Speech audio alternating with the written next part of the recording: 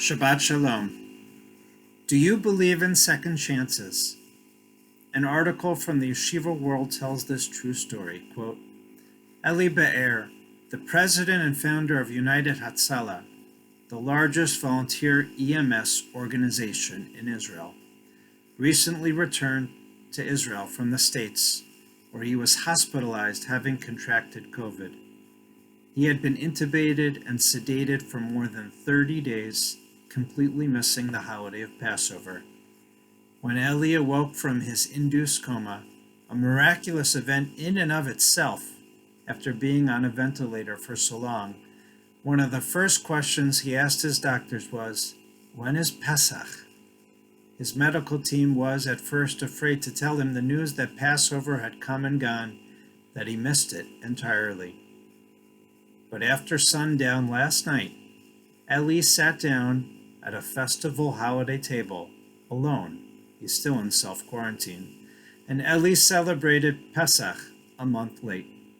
He said, quote, "Last month my family held the Seder with an empty chair and a photo of me at the table in the hopes that I would return.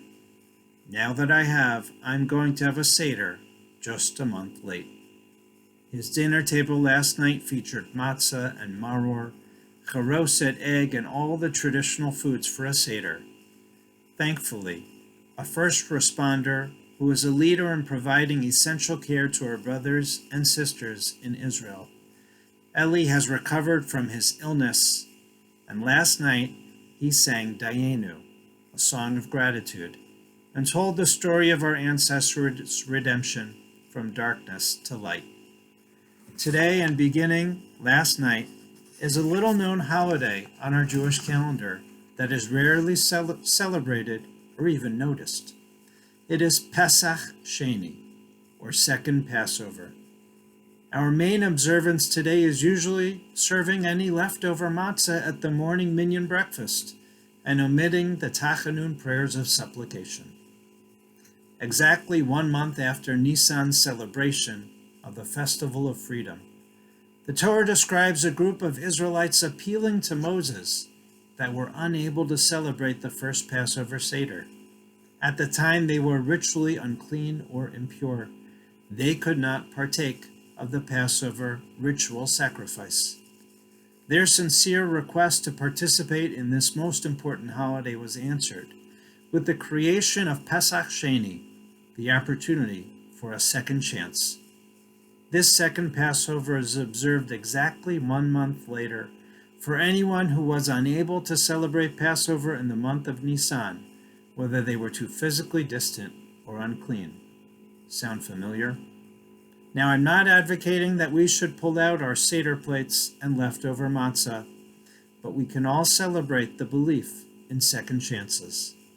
Some rabbis actually considered postponing Pesach for all of us until Pesach Sheni, today, with the hope that we could return to normalcy by now. Today, we can still only celebrate Pesach Sheni in our physically distant way.